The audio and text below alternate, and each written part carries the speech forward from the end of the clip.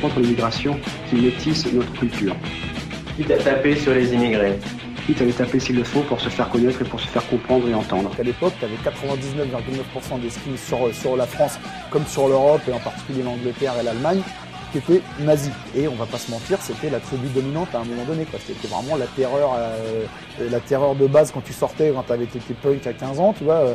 Tu voulais te balader dans Paris, tu étais obligé de faire un parcours sur ton plan de métro parce qu'il y avait des endroits que c'était même pas la peine d'essayer de traverser, quoi. T'évitais les halles, t'évitais Luxembourg, t'évitais les plus de Clignancourt le week-end. Enfin, tu vois, c'était un peu compliqué, quoi. Donc, il est temps qu'on s'organise nous aussi en bande. Dont l'objectif serait l'antifascisme radical et faire changer en gros la peur de camp, quoi. Les forces au pouvoir à l'époque ne faisaient rien. C'était un mouvement, on le laissait faire. Même si la politique de l'époque, ainsi de suite, ne pouvait pas permettre à ces gars-là de fermer leur gueule et leur dire qu'ils avaient tort, en gros, bah nous on l'a fait.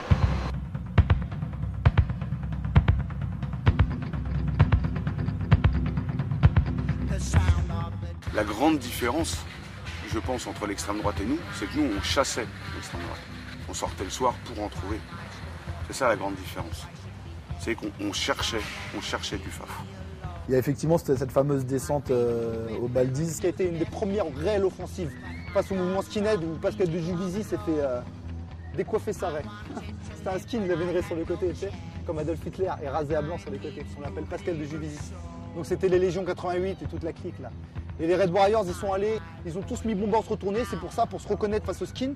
C'est comme ça que la légende du Bombers retourné est née. C'est pour ça que je dis que c'est un mythe fondateur, parce que c'est vraiment la première descente en tant que... Enfin, c'est la première descente des Red Warriors en tant que bande constituée. Alors voilà la descente, on est tous morceaux, c'est parce que bon, c'est quand même au vin blanc. On est dans une Citroën Visa et on est 7 dans la voiture. Il y en avait même qui étaient dans le coffre. C'est-à-dire que si c'est pas toi qui descends leur ouvrir la porte, ils peuvent pas sortir de la voiture. Tu vois. Et quand ils sont arrivés, ils ont foncé en caisse, ils sont tous sortis avec les battes de baseball et en bomber orange, ils ont tout déménagé.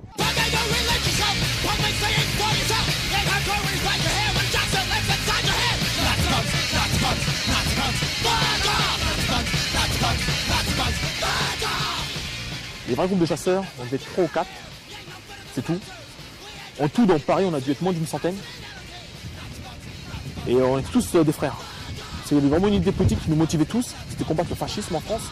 Ça n'existe pas dans les autres pays. Enfin, tu vois, on est vraiment les premiers ici à Paris à avoir développé cette espèce de radicalisme militant et actif, cet activisme antifa dans la rue. Donc c'était que de la ruse, de l'armement, du nombre, des embuscades. Et on a fait notre travail, notre objectif c'était d'éliminer les skins de la capitale. Et à la fin, ma foi, je crois qu'on n'est pas trop mal arrivé.